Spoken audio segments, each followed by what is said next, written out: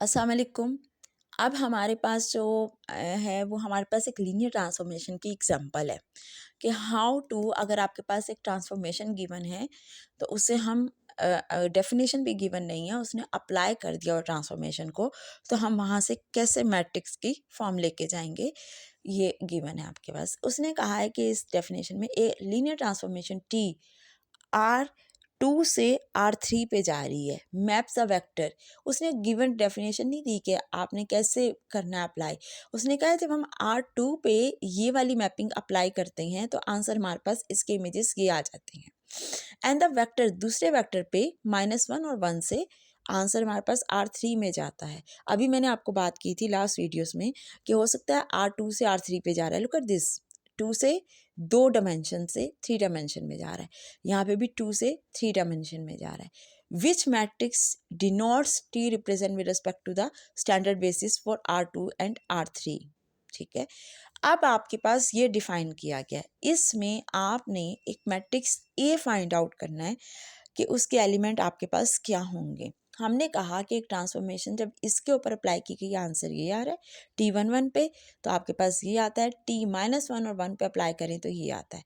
हम सपोज कर लेते हैं ये x और y कर लें या x1 और x2 कर सकते हैं, आपके अपने ऊपर डिपेंड कर रहा है। 2 डिमेंशन में लेके जा रहे हैं, x1 और x2 भी हो सकता है, x और y भी हो सकता है, बिलोंग करेगा R² में।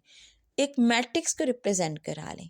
एग्जाम हाउ टू सॉल्व, आपके पास यहाँ पे क्वेश्चन अरेज होता है कि यहाँ पे हमें ए मैट्रिक्स की कैसे पता चलेगा कि कितने कॉलम्स हैं और कितनी रोज हैं। ठीक है, अभी मैं आपको पहले भी बात कर चुकी हूँ, हम पिछली वीडियो में भी हम एक चीज़ डिफाइन कर चुके हुए हैं कि ये चूँकि हमारे पास हमेशा एक रो वेक्टर की फॉर्म में लिखा है, जब आप इसको लिखते हैं मैट्रिक्स को तो हमेशा कॉलम वेक्टर की फॉर्म में लिखते हैं, ये ट्रांसपोज को रिप्रेजेंट करते हैं। आप इसका ट्रांसपोज लें तो इसके आ जाएंगे। अच्छा, यहाँ से ये जो चीज़ है आपको बता रही है इसकी 3 रोज आएंगी और कॉलम कितने आएंगे 2। ये देखें R2 से R3 पे, ये 2 से आप R3 रोज में जा रहे हैं। ठीक है, अब पीछे भी हम ट्रांसफॉर्मेशन की डेफिनेशन पढ़ चुके थे कि T of X is equal to A X के। हमने एक्स को सपोज किया हुआ है कि x1 और x2 या x और y भी आप करना चाहें, लेकिन मैंने यहाँ पे x1 और x2 ले लिया। ए बी सी डी इनको मल्टीप्लाई करें, सेम डेफिनेशन अप्लाई कर रहे हैं। A x1 plus B x2 C x1 plus D x2 E x1 plus F(x2) same आपके पास आ गए। टी ऑफ एक्स की यहाँ से हमारे पास ऊपर ट्रांसफॉर्मेशन की डेफिनेशन नहीं गिवन थी हमारे पास, वहाँ डायरेक्ट एप्लीकेशन थी। यहाँ में हमने ट्रांसफॉर्मेशन की एक डेफिनेशन ले ली जिससे कहते हैं A(x1 plus B(x2) C(x1 plus D(x2) E(x1 plus F(x2). आपका क्वेश्चन ये अरोज होता है कि यहाँ पे A B C D आपने क्यों लिया है, हमें यहाँ पे मैट्रिक्स की वैल्यूज चाहिए A B C D की। ये तो हमें डायरेक्ट ट्रांसफॉर्मेशन अप्लाई करके T11 को अप्लाई करके हमारे पास इनको डिफाइन कर दिया गया है कि ये आंसर आता है। हमें यहाँ पे मैट्रिक्स की वैल्यूज चाहिए।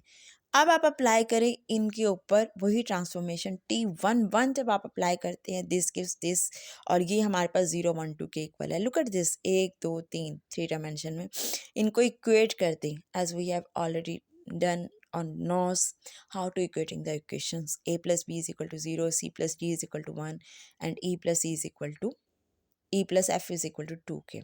सिमिलरली जब आप यहाँ पे दूसरी डेफिनेशन भी अप्लाई करेंगे T-1 और 1 की, तो वो भी आपको न्यू इक्वेशन की एक फॉर्म दे देती है जो आपके पास ये वाली आ जाएगी, -A plus B minus C plus D और माइनस सी प्लस एफ के। यहाँ से आप इनकी वैल्यूज़ अबव दोनों इक्वेशंस को सिंप्लीफाई करके आप A B C D E F की वैल्यूज़ कैलकुलेट करते हैं। जो हमारे पास A is equal to -1, B is equal to 1, C D E F की वैल्यूज़ आई हैं और हमने अबव द मैट्रिक्स ए, जो हमने ए मैट्रिक्स पोज किया था A B C D E F के, उसमें वैल्यूज़ पुट कर दी, उसने हमें ये मैट्रिक्स दे दिया।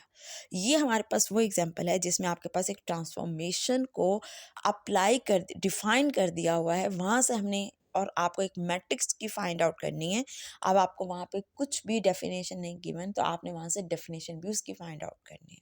अगर यही क्वेश्चन आपके पास हम एक फॉर्म बना लें, वो कहते हैं जी एक ट्रांसफॉर्मेशन दे दी गई है 1 1 से 0 1 2 पे, T-1 1 से T2 0 1 पे। वो कहते हैं जी इसकी मैपिंग बता दें आप यहाँ पे क्लियर कर देंगे, ये वाली 1 1 की और 2 2 की, आप उसकी मैपिंग को डिफाइन कर दें।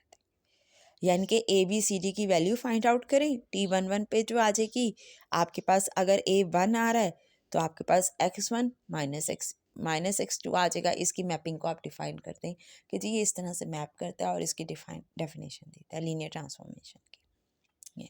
अगर वो कहता है मैट्रिक्स की फॉर्म दें, यहाँ लिखा हुआ है what matrix T does T represent with respect to the standard basis. उसने यहाँ पे मैट्रिक्स को डिफाइन करने को कहा है, इसलिए हमने इसका मैट्रिक्स बनाया। अगर वो जस्ट मैपिंग मांगता है तो हम मैपिंग के लिए इसको दोनों की वैल्यूज कैलकुलेट करके x1 और x2 सी इन सब में वैल्यूज ABCD की वैल्यू पुट कर देंगे, इसकी मैपिंग डिफाइन हो जाएगी T11 की भी और T-1 की भी।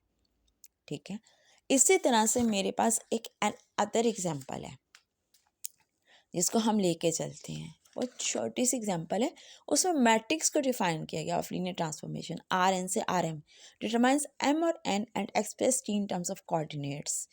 M और N को फाइंड आउट करना है और इनको एक्सप्रेस करना है इन टर्म्स ऑफ कोऑर्डिनेट। अभी हम पढ़ चुके हैं Tx is equal to AX के, ये मैट्रिक्स डिफाइन किया है, हमने पहले भी बात की थी। देखें कितने कॉलम्स हैं इसमें, 1 2 3 4 5। हम कहते हैं हमेशा कॉलम वेक्टर आ जाए या रो आ जाए, हम उसे इसमें लिखते हैं।